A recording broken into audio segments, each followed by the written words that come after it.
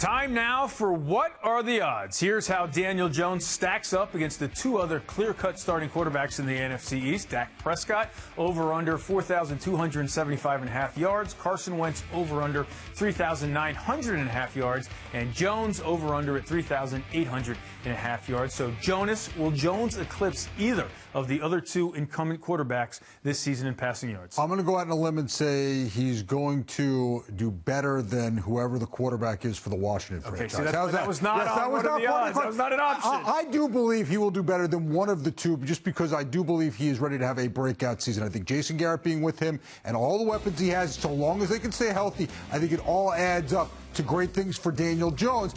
I also wonder, listen, Carson Wentz has not proven to me he can stay healthy at this point, right? And Dak Prescott, I really wonder how he will do without Jason Garrett in the fold in Dallas. I do wonder.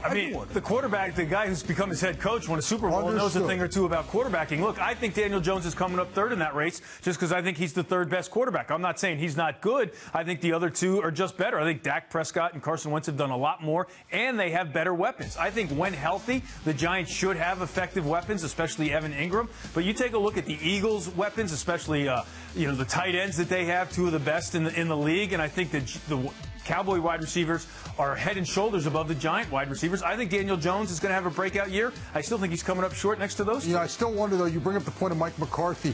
His relationship with Aaron Rodgers, we know, was strange. We know he has to do better with Prescott. I want to see that dynamic play out, and I want to see Mike McCarthy deal with Jerry Jones before I predict huge things for that offense. And remember, they run the ball so effectively, not that the Giants don't, but I just think that something will surprise you this year, and Daniel Jones will be one of those surprising elements. Do you want to see Mike McCarthy Super Bowl ring as well? Aaron Rodgers doesn't.